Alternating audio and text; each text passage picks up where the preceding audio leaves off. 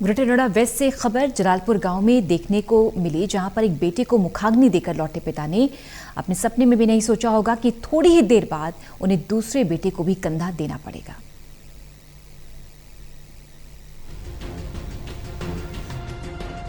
Greater Noida waste के जलालपुर गांव में यह घटना हुई है। वहां रहने वाले निवासी अतर सिंह के बेटे पंकज की अचानक से बुखार आया और मौत हो गई। बेटे को मुखाग्नि देकर घर पहुंचे ही थे कि दूसरे बेटे दीपक ने भी दम तोड़ दिया। वहां गांव वालों ने बताया कि पिछले 10 से 15 दिनों में गांव में 6 महिलाओं समेत 20 से ज्यादा लोगों की मौत हो चुकी है। 28 अप्रैल को यह मौत का सिलसिला शुरू हुआ, जो अभी तक जारी है।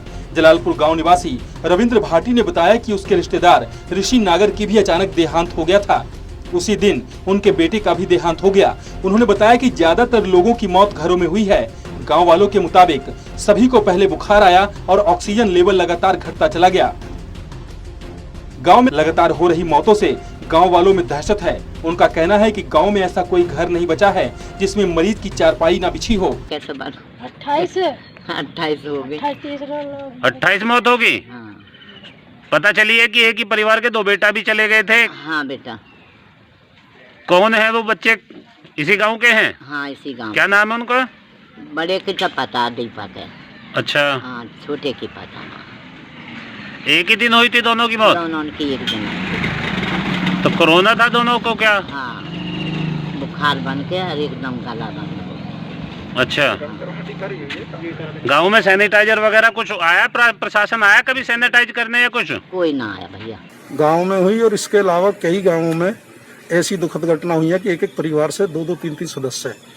सैनिटाइजर स्थायी इलाज नहीं है, ये केवल रोकथाम के लिए संक्रमण ज़्यादा न फैले। वायरस इससे मरता नहीं है, लेकिन फिर भी अथॉरिटी की तरफ से या जो प्रशासन के अधिकारी, उन्होंने गांवों को बिल्कुल अछूता और सौतेला व्यवहार गांवों के साथ हो रहा है।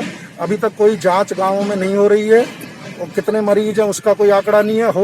गौतम बुद्ध नगर के वेस्ट के जितने गाँव हैं सब में महामारी पूर्ण रूप से फैली हुई है। सब गांवों में अतिशीघ्र सैनिटाइजर कराने चाहिए और यहाँ पे जांच करानी चाहिए कितने पेशेंट हैं और उनके इलाज की समुचित व्यवस्था करना चाहिए। और ग्रेटर नोएडा वेस्ट में एक 500 बेड का स्थायी कोविड सेंटर बनाना चाहिए, क्योंकि बेड ना मिलने की वजह से, ऑक्सीजन ना मिलने की वजह से, वेंटिलेटर ना मिलने की वजह से यहाँ पर रोज मौत हो रही है। रोज समाज सेवी रविंद्र भाटी का कहना है कि 1 दर्जन से अधिक लोग अभी भी अस्पताल में भर्ती है, लेकिन प्रशासन गांव में कोई मदद नहीं भेज रहा है। कोई बड़े अधिकारी ने गांव में जाकर गांव का हाल भी नहीं लिया। कोरोना वायरस के कारण गांव में हर कोई खौफ और डरा सहमा हुआ है, जिसके चलते जिस गांव में हमेशा चहलकदमी हुआ करती थी, आज उस गांव में सड़कें सुनसान पड़ी है। आलम यह है कि गांव के मुख्य मार्ग से कोई वाहन आता नजर आता है तो ग्रामीणों को लगता है कि प्रशासन या फिर स्वास्थ्य विभाग की कोई टीम गांव में आएगी और उनकी जान बचाएगी, लेकिन ग्रामीणों का प्रशासन को लेकर हो रहा इंतजार की आस अभी भी गांव में हो रही है।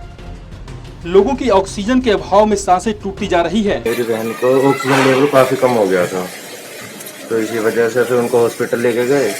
वहाँ पे उनका और काशीराम में लेके गए थे, शारदा में लेके गए थे। वहाँ पे वेंटिलेटर की प्रॉब्लम बता के उनको एडमिट नहीं किया गया। ऑक्सीजन हमने पर्सनल खुद कराई थी, मगर वहाँ से हॉस्पिटल से कोई नहीं मिला कुछ।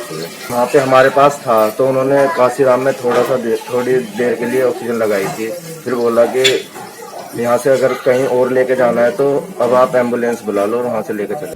आलम यह है कि कोरोना वायरस को लेकर लोगों में दहशत का माहौल बना हुआ है, तो दूसरी तरफ गांव में लगातार हो रही मौतों का सिलसिला भी लगातार जारी है, जिसके चलते गांव में लोग इन दिनों दहशत में जीने को मजबूर हैं। मगर प्रशासन का कोई भी अधिकारी या कर्मचारी या फिर स्वास्थ्य विभाग की टीम गांव में निरीक्षण करने के लिए या फिर ग्रामीणों का पीड़ा सुनने के लिए अभी तक नहीं आया है।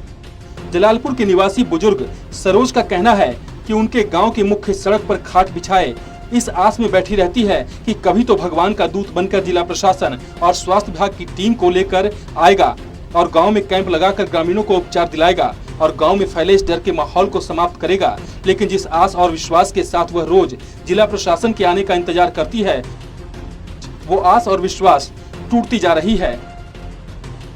Tahir Saifi, total news, greater Noida.